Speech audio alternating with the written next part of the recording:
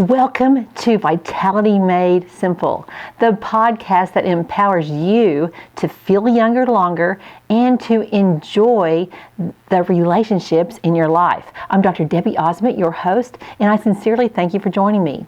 According to a 2016 study, there are about 41% of Americans who actually make New Year resolutions. But unfortunately, only 9% of those people feel that they are successful in keeping those resolutions.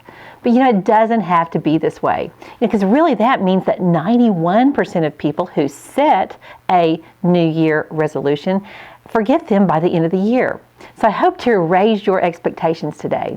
In today's podcast, we're going to simplify making New Year resolutions, and I hope this will increase your confidence and increase your success. We're designed to be in relationship with God and with other people.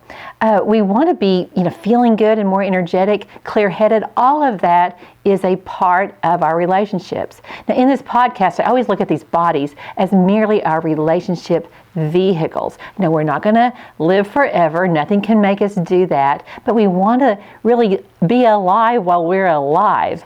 And I'm coming from a biblical perspective on that, that we have some responsibility in taking care of these relationship vehicles. So today I want to tell you about what I call the start somewhere mindset. And this has helped a lot of my patients, a lot of my wellness coaching clients actually set goals, make resolutions that stick. So first of all, and there's just 3 parts. It's very simple. First of all, I recommend that you start with small goals that are based on how you want to feel. This is really important. When you kind of explore that emotion on how you want to feel, you'll be able to put it into words. For me, I just turned 64, and I want to be able to wake up in the morning and feel optimistic, hopeful about the day. I want to be able to get up and depending on what the time looks like, I want to have new projects. I want to have walk and talks with my friends. I want to really be engaged in life. So think about how you want to feel and avoid getting overwhelmed by this.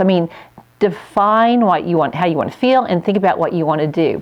Now think about it in only like 30 days or less, because it's really a moving time frame. You can do whatever you decide you want to do. Think about doing it for 30 days and then reassess. You might reassess in 2 weeks and move that forward even 30 more days.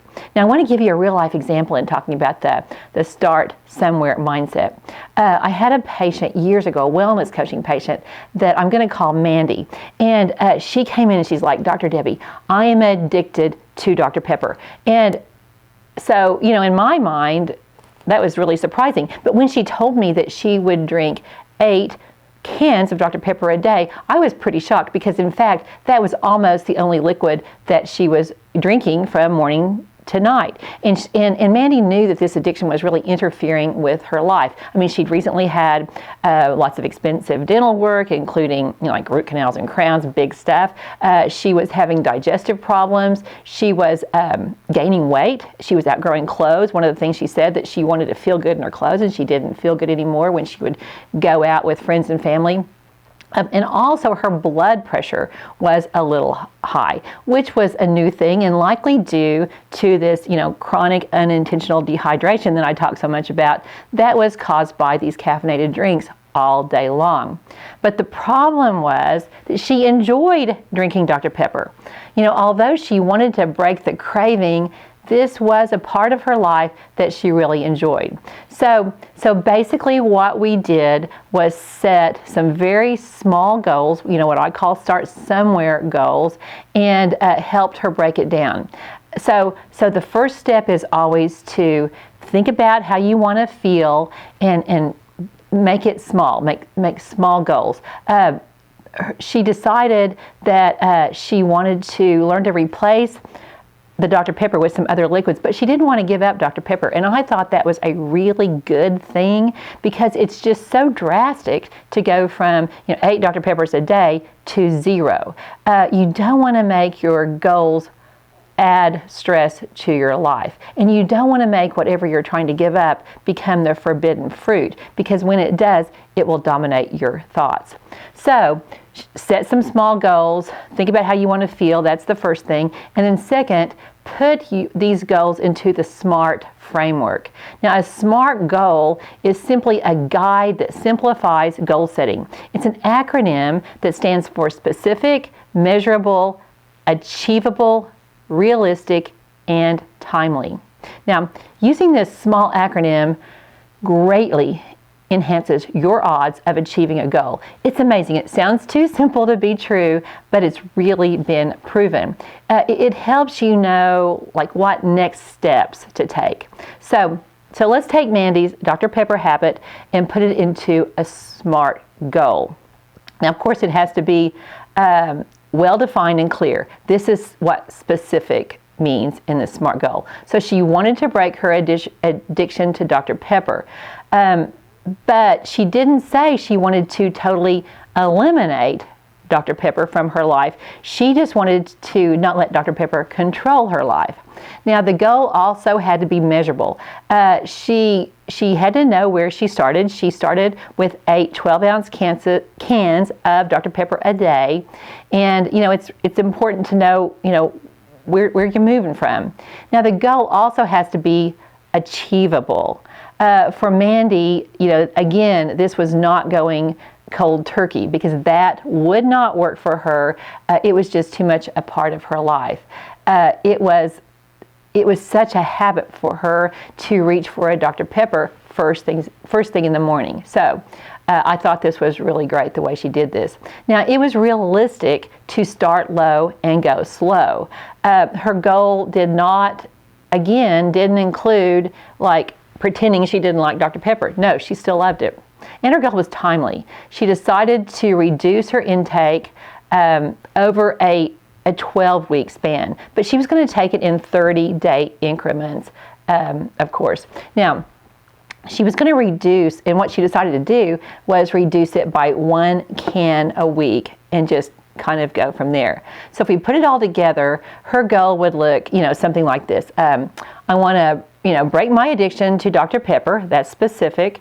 I want to drink no more eventually than 1 12-ounce can a day. I will decrease my intake by 1 can a week as much as possible until I get down to 2 cans a day, which is measurable.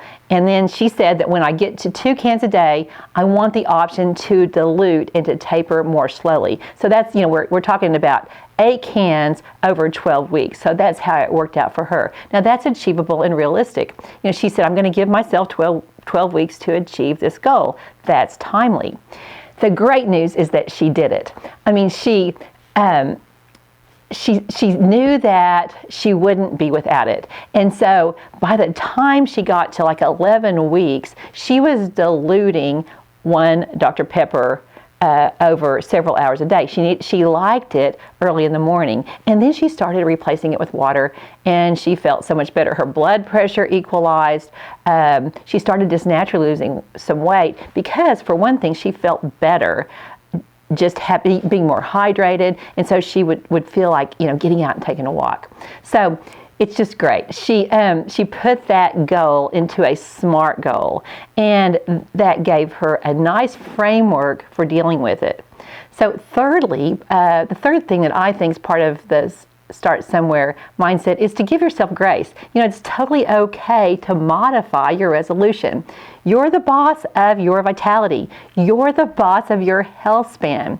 And you have to remember this. I mean, you're the one that lives in this relationship vehicle, and you get to choose how you want to treat it.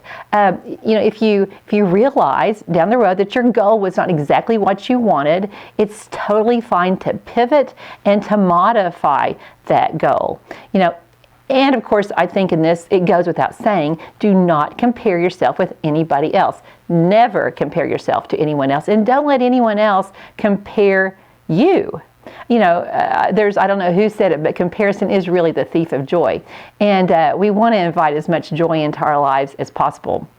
So with this start somewhere mindset, you really set yourself up for success, and you minimize feeling like a failure. You minimize, feeling like a loser. If you set some giant goal that's really unachievable, you're just setting yourself up to feel bad. I think it's important here to mention the Hebbian Law. If you've been a listener to Vitality Made Simple, you know that I have all these favorite dead guys that I love, and Donald Hebb is one of them. I just really appreciate and respect the Hebbian Law, which is also called Hebb's Theory.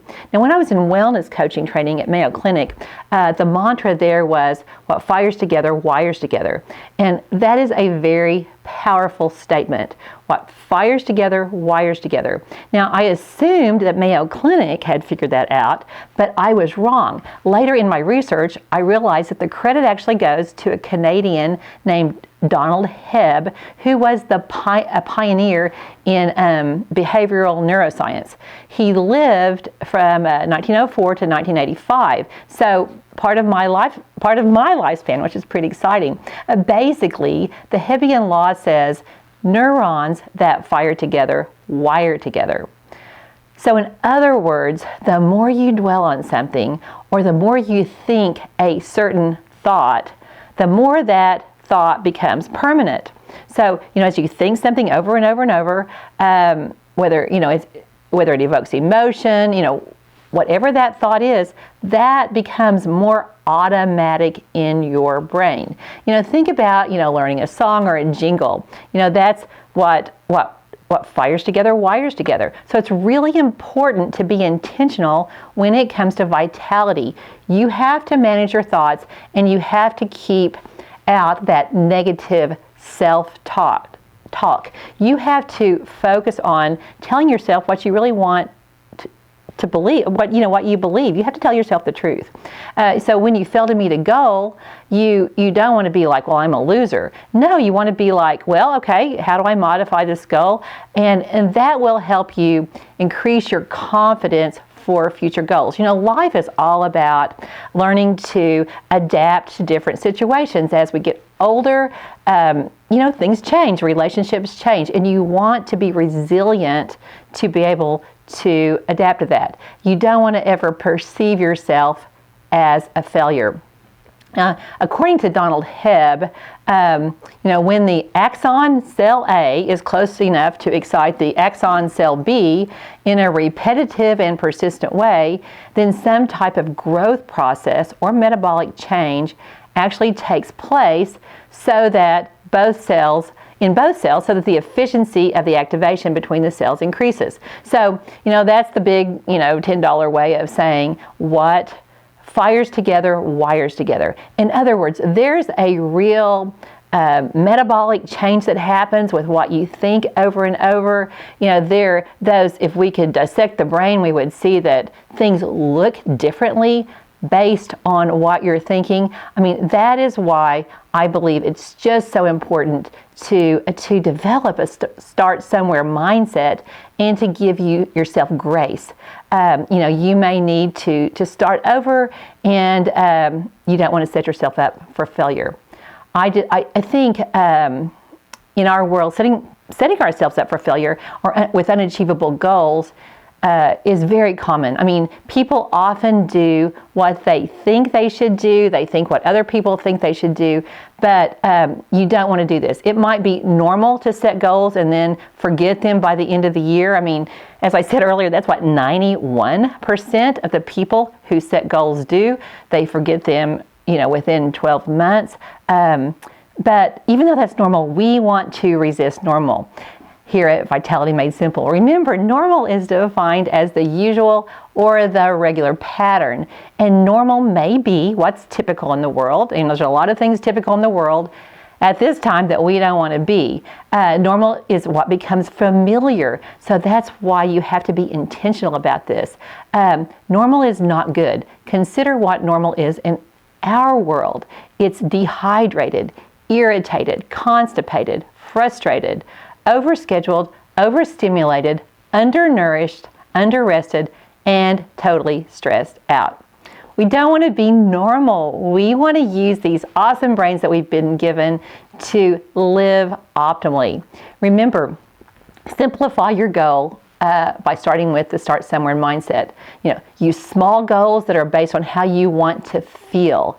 Put your goals into the SMART framework. Make them specific, measurable, attainable, realistic, and timely. And thirdly, give yourself grace. Modify if necessary. Thank you for joining me for episode 84 of Vitality Made Simple. We're now in, 1,038 cities and 70 countries. That's so exciting. That's all because of you. I thank you for listening. Please subscribe and please share. Blessings until next time.